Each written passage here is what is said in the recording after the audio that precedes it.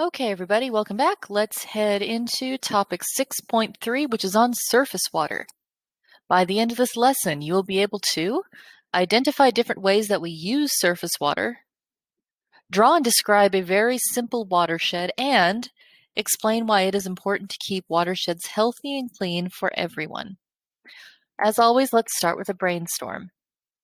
Surface water. So surface water is any water that gathers on the surface of the earth. And this includes ocean water, but we talked about oceans last week. So for the purposes of our lessons this week, we're going to be ignoring ocean water as part of the surface water. So we're just looking at fresh water instead. What different kinds of surface water can you think of? Please pause the video and write your thoughts in your notebook right now. What different kinds of surface water can you think of? And let's move on with our brainstorm. So we are still going to forget about ocean water. And next, we're going to think of some different uses for the surface water.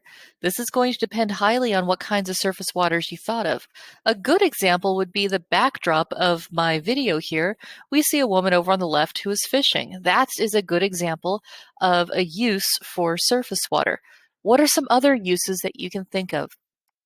Once again, please pause this video and write your thoughts in your notebook. What are some uses for the surface water that you thought of in the first part of our brainstorm? Moving on to part 2, watersheds. First, a definition. A watershed is the land surface that drains into a specific river. So it is an area of land that drains into a specific river. Here's a sort of cartoony look at a watershed. We have rainfall. This is where it starts. Rain is going to fall onto this piece of land, and that rain is going to turn into something called overland flow. Overland flow is exactly what it sounds like. It is water that flows over the land. That overland flow will gather together into tributaries. Tributaries are small streams that run together to form a larger river. This rainfall can also penetrate down into the ground, and that is called infiltration. And if it infiltrates down into a groundwater aquifer, then it becomes part of the groundwater system. And while groundwater and infiltration are very interesting topics, we are going to save those for future lessons. So for now, we're going to ignore infiltration and groundwater and focus just on the parts of the watershed that deal with the overland flow. So rainfall turning into overland flow, gathering together into tributaries, and then running off into a river. This is a much simpler version of a watershed.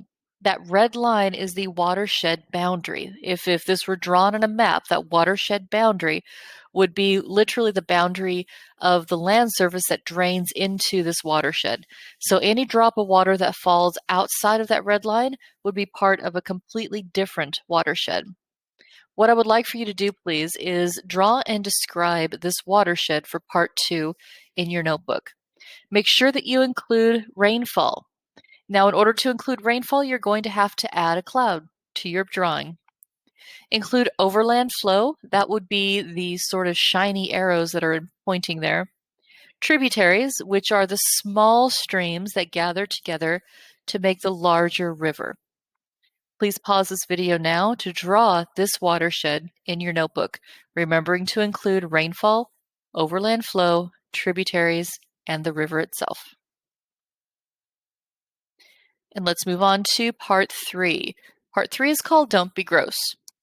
So let's say you want to go trout fishing at the base of this watershed, but you've got a small problem because a factory has been built on one of the tributaries of this river. And this factory is being gross. This factory is not being responsible.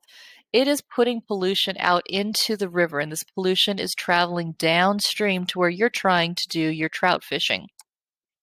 So the question is, what effect will the factory's pollution have on the trout fishermen? Remember that we are focusing this on why it's important to keep the rivers clean and healthy for all users.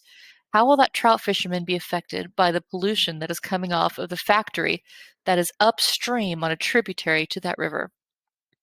Pause this video, please, once again, and this time use graphic notes to answer this question. This is the first time that I'm asking you to use graphic notes in this video. Please use graphic notes, color, picture, and text to describe some of the effects that this factory's pollution will have on this guy's ability to fish for trout.